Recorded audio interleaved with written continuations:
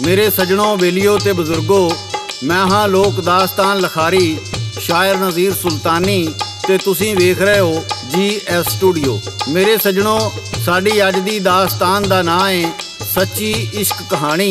ये कहानी रावलपिंडी शहर दे सैटलर टाउन दी है, जिथे एक वकील जिदा नाम शाहद सी रहिंदा सी।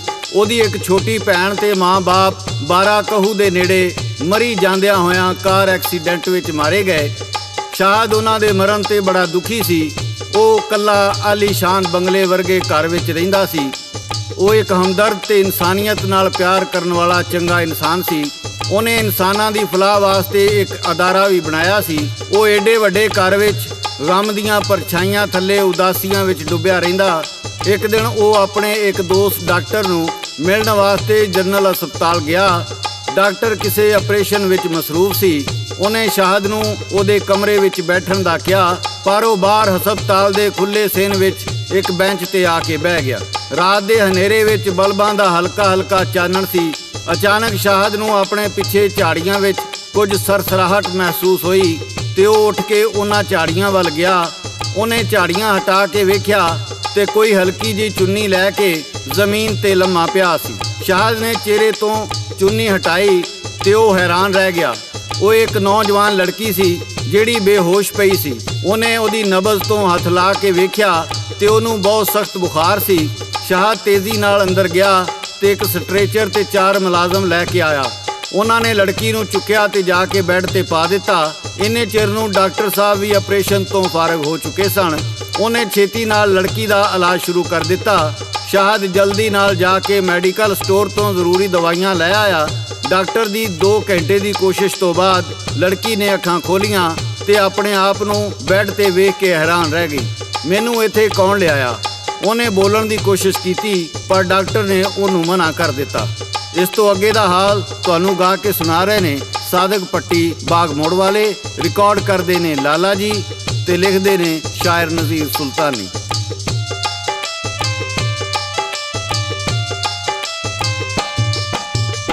लड़की नू जद होश सी आया, शाहद गया बाजार। कपड़े जुतियां सोनिया दे नाल पर ले आया कार।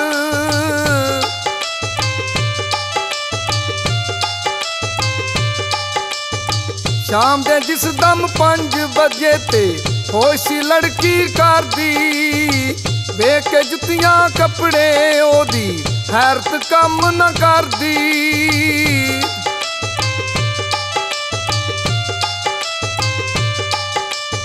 केड़ा है हमदर्द जो मेरा एडा करे अचेच, जिन्नू मेरे कपड़े जुतियां दाए एडा मेच।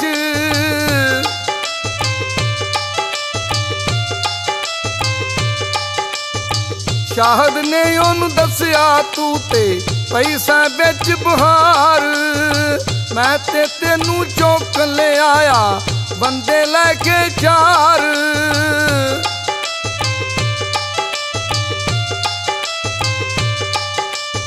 दस किथे तेरा थां ठिकाना,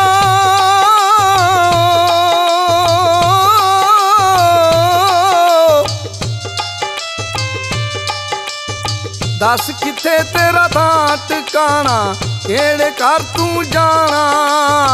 आखन लगी मैं नहीं खादा 3 दिना तो खाना।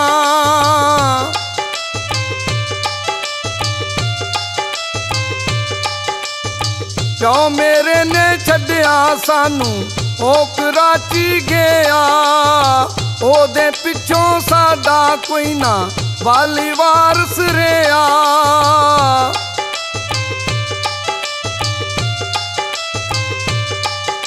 मकान भी नहीं सी साडा इत्थे, असी किराए ते रहिंदे। लोकी भी फिर साडे घर नू नहीं सी चंगा कहिंदे।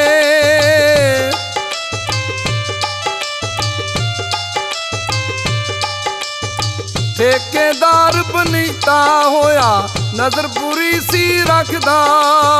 नजरां बुरियां तकणों मानू ना कमीना थकदा।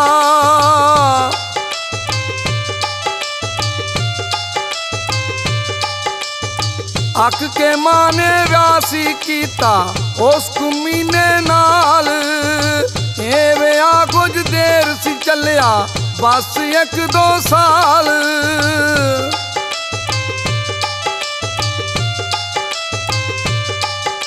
ਜਦੋਂ ਸ਼ਾਮ ਨੂੰ ਉਹਨੂੰ ਹੋਸ਼ ਆਈ, ਸ਼ਾਹਦ ਨੇ ਪੁੱਛਿਆ ਤੇਰਾ ਨਾਂ ਕੀ ਏ ਤੇ ਤੂੰ ਕਿੱਥੇ ਰਹਿਨੀ ਏ? ਉਹ ਕਹਿਣ ਲੱਗੀ ਮੇਰਾ ਨਾਂ ਮਹਨੂਰ ਏ। ਜਦੋਂ ਮੇਰੀ ਮਾਂ ਨੇ ਉਸ ਕਮੀਨੇ ਠੇਕੇਦਾਰ ਨਾਲ ਵਿਆਹ ਕਰ ਲਿਆ, ਕੁਝ ਦੇਰ ਅਮਨ ਰਿਹਾ, ਫਿਰ ਰੋਜ਼ ਲੜਾਈ ਮਾਰ ਕੁਟਾਈ। ਅਖੀਰ ਮੇਰੀ ਮਾਂ ਬਿਮਾਰ ਰਹਿਣ ਲੱਗ ਪਈ, ਫਿਰ ਉਹ ਦਵਾਈ ਨਾ ਹੋਣ ਕਾਰਨ ਮਰ ਗਈ। ਹੁਣ ਮੈਂ ਇਕੱਲੀ ਰਹਿੰਦੀ ਸਾਂ। ਮੇਰਾ ਸੁਤੇਲਾ ਪਿਓ ਮੇਰੇ ਤੇ ਬੁਰੀ ਨਜ਼ਰ ਰੱਖਦਾ ਸੀ। ਮੈਂ ਉਹਦੇ ਵਹਿਸ਼ੀਪਨ ਤੋਂ ਬਚਣ ਵਾਸਤੇ ਉਥੋਂ ਨੱਸ ਆਈ। ਬਾਹਰ ਦੀ ਦੁਨੀਆ ਮੇਰੇ ਵਾਸਤੇ ਇੱਕ ਅਜੀਬ ਦੁਨੀਆ ਸੀ। ਹਰ ਇੱਕ ਦੀਆਂ ਨਜ਼ਰਾਂ ਮੇਰੇ ਉੱਤੇ ਸਨ। ਮੈਂ ਉਹਨਾਂ ਦੀਆਂ ਨਜ਼ਰਾਂ ਤੋਂ ਬਚਣ ਵਾਸਤੇ ਜਨਰਲ ਹਸਪਤਾਲ ਦੇ ਨਾਲ ਈਦੀ ਲੰਗਰਖਾਨੇ ਤੋਂ ਰੋਟੀ ਖਾਂਦੀ ਤੇ ਹਸਪਤਾਲ ਦੇ ਵਿੱਚ ਆ ਕੇ ਮਰੀਜ਼ਾਂ ਨਾਲ ਸੌਂ ਜਾਂਦੀ।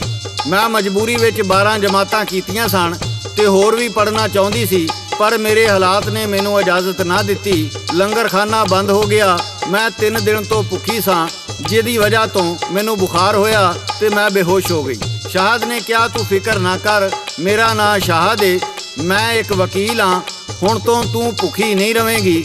ਮੈਂ ਵੀ ਤੇਰੇ ਵਰਗਾ ਕੱਲਾ ਵਾਂ। ਮੇਰੇ ਵੀ ਮਾਂ-ਬਾਪ ਤੇ ਭੈਣ ਐਕਸੀਡੈਂਟ ਵਿੱਚ ਮਾਰੇ ਗਏ ਤੇ ਅੱਜ ਮੇਰਾ ਵੀ ਦੁਨੀਆ ਤੇ ਕੋਈ ਨਹੀਂ। ਜੇ ਮੁਨਾਸਬ ਸਮਝੇ ਤੇ ਤੂੰ ਮੇਰੇ ਨਾਲ ਮੇਰੇ ਘਰ ਜਾ ਸਕਨੀ ਹੈ। 5 ਦਿਨ ਹਸਪਤਾਲ ਰਹਿਣ ਤੋਂ ਬਾਅਦ ਜਦੋਂ ਉਹ ਚੰਗੀ ਤਰ੍ਹਾਂ ਠੀਕ ਹੋ ਗਈ ਤੇ ਡਾਕਟਰ ਨੇ ਉਹਨੂੰ ਛੁੱਟੀ ਦੇ ਦਿੱਤੀ। ਉਹ ਸ਼ਾਹਦ ਦੇ ਨਾਲ ਉਹਦੇ ਘਰ ਆ ਗਈ। ਫਿਰ ਇਸ ਤੋਂ ਬਾਅਦ ਦਾ ਹਾਲ ਤੁਹਾਨੂੰ ਗਾ ਕੇ ਸੁਣਾ ਰਹੇ ਨੇ ਸਾਦਕ ਪੱਟੀ ਬਾਗ ਮੋੜ ਵਾਲੇ।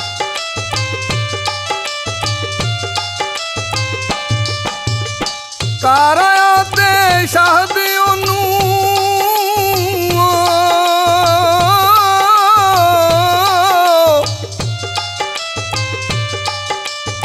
ਘਰ ਆਇਆ ਤੇ ਸ਼ਾਹਦ ਉਹਨੂੰ ਚਾਬੀਆਂ ਹੱਥ ਫੜਾਈਆਂ। ਕਿੱਥੇ ਪੈਨੇ ਪਾਂਦੇ ਟੀਂਡੇ, ਕਿੱਥੇ ਯਾਰ ਕੜਾਈਆਂ।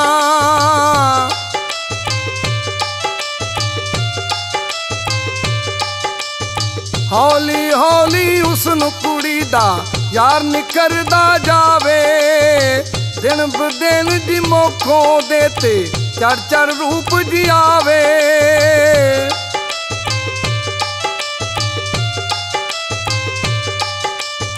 ਇੱਕ ਦੂਜੇ ਨਾਲ ਰਹਿੰਦੇ ਪਰ ਉਹ ਰਹਿੰਦੇ ਸੀ ਅਣਜਾਣ। ਇੱਕ ਦੂਜੇ ਦੇ ਪਿਆਰ ਦੀ ਦੋਆਂ ਕੀਤੀ ਨਾ ਪਛਾਣ।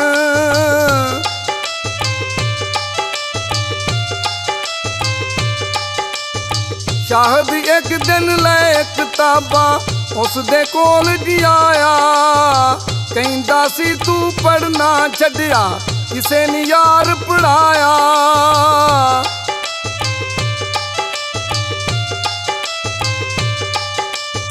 ਕਰ ਪੜ੍ਹਾਈ ਪੂਰੀ ਆਪਣੀ, ਮੈਂ ਦਿਆਂਗਾ ਸਾਥ। ਰੱਖੇ ਉਹਨੇ ਲੜਕੀ ਦੇ ਜੀ ਮੋਢਿਆਂ ਉੱਤੇ ਹੱਥ।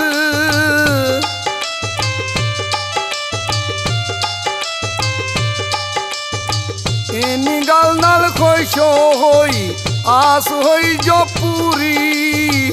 ਲੈ ਕੇ ਦਿੱਤੀ ਹਰ ਸ਼ੈ ਸ਼ਾਹਦ ਜਿਹੜੀ ਯਾਰ ਜ਼ਰੂਰੀ।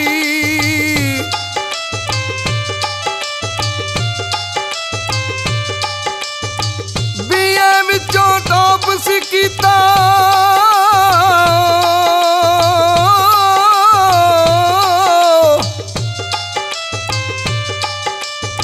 BA ਵਿੱਚੋਂ ਟੌਪ ਸੀ ਕੀਤਾ। ਘਰ ਵੀ ਨਾਲੇ ਸਾਂਭੇ, ਰੂਪ ਵੀ ਉਹਦਾ ਬਿਖਰਦਾ ਜਾਵੇ, ਯਾਰੋ ਵਾਂਗੂ ਤਾਂਬੇ।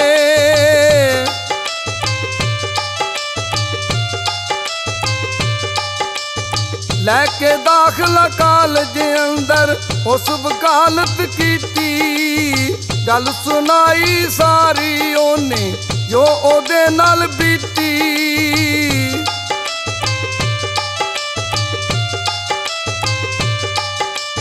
CSS ਉਹ ਕਰਨ ਜੀ ਲੱਗ ਪਈ, ਫਿਰ ਸਿਤਾਬ ਜੀ ਕੀਤਾ। ਫੌਰਨ ਦਫ਼ਤਰ ਵਾਲਿਆਂ ਉਹਨੂੰ ਯਾਰ ਸਿਲੈਕਟ ਕੀਤਾ।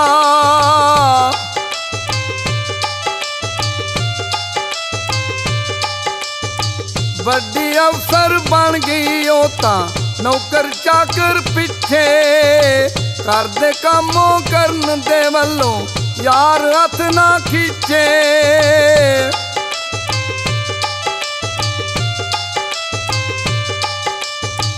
ਇੱਕ ਦੂਜੇ ਨੂੰ ਚਾਹੁੰਦੇ ਦੋਵੇਂ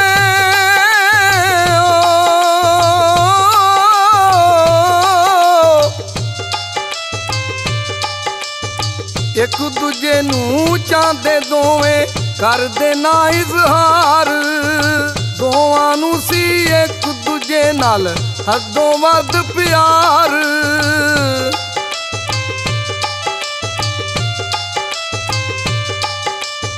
ਲੜਕੀ ਚਾਹੁੰਦੀ ਸ਼ਾਹਦ ਕਰ ਲੈ ਉਹਦੇ ਨਾਲ ਕਰਾਰ ਇਸੇ ਗੱਲ ਵਿੱਚ ਸਾਲ ਕੀ ਲੰਘੇ ਹੋਇਆ ਨਾ ਇਜ਼ਹਾਰ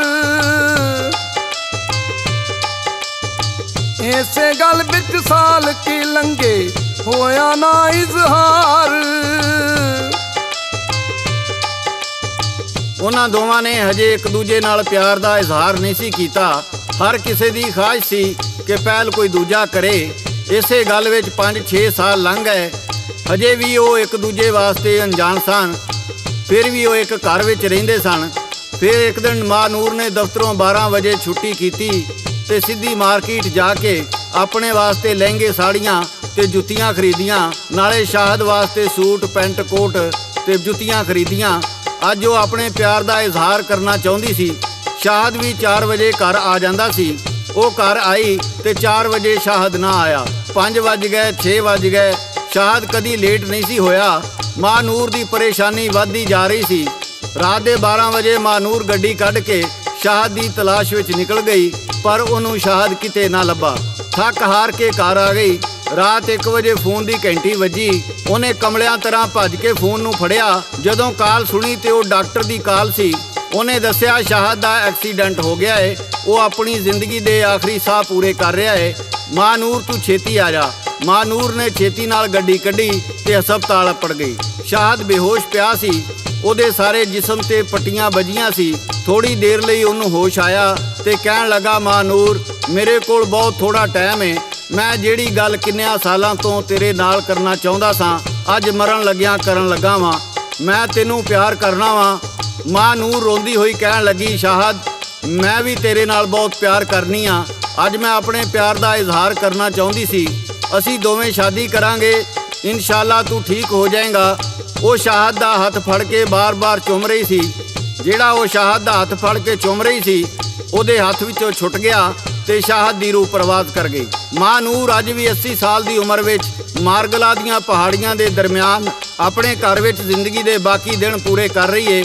ਉਹ ਹਰ ਰੋਜ਼ ਮੋਤੀਏ ਦੇ ਫੁੱਲ ਚੁਣ ਕੇ ਸ਼ਾਹਦ ਦੀ ਕਬਰ ਤੇ ਜਾਂਦੀ ਏ ਤੇ ਫੁੱਲ ਪਾ ਕੇ ਉਹਦੇ ਲਈ ਦੁਆਵਾਂ ਕਰਦੀ ਏ। ਮਾਂ ਨੂਰ ਨੇ ਵੀ ਉਹਦੇ ਤੋਂ ਬਾਅਦ ਸ਼ਾਦੀ ਨਾ ਕੀਤੀ। ਉਹਨੇ ਵਜ਼ਾਰਤੇ ਖਾਰਜਾ ਚੋਂ ਆਪਣੇ ਅਹੁਦੇ ਤੋਂ ਅਸਤੀਫਾ ਦੇ ਕੇ ਵਕਾਲਤ ਵਿੱਚ ਕਈ ਸਾਲ ਕੱਢੇ। ਮੇਰੇ ਸੱਜਣੋ, ਇਹ ਸੀ ਸਾਡੀ ਅੱਜ ਦੀ ਦਾਸਤਾਨ। ਇਸ ਦਾਸਤਾਨ ਦੇ ਨਾਲ ਹੀ GS ਸਟੂਡੀਓ ਵੱਲੋਂ ਸ਼ਾਇਰ ਨਜ਼ੀਰ ਸੁਲਤਾਨੀ, ਰਿਕਾਰਡਿਸਟ ਲਾਲਾ ਜੀ ਤੇ ਲੋਕ ਦਾਸਤਾਨਾਂ ਦੇ ਬਾਦਸ਼ਾਹ ਸਾਦਕ ਭੱਟੀ ਬਾਗਮੋੜ ਵਾਲੇ ਨੂੰ ਇਜਾਜ਼ਤ ਦਿਓ। ਅਸੀਂ ਫਿਰ ਕਿਸੇ ਨਵੀਂ ਦਾਸਤਾਨ ਨਾਲ ਦੁਬਾਰਾ ਹਾਜ਼ਰ ਹੋਵਾਂਗੇ। ਉਦੋਂ ਤੱਕ ਅੱਲਾ ਬੇਲੀ, ਅੱਲਾ ਬੇਲੀ, ਅੱਲਾ ਬੇਲੀ।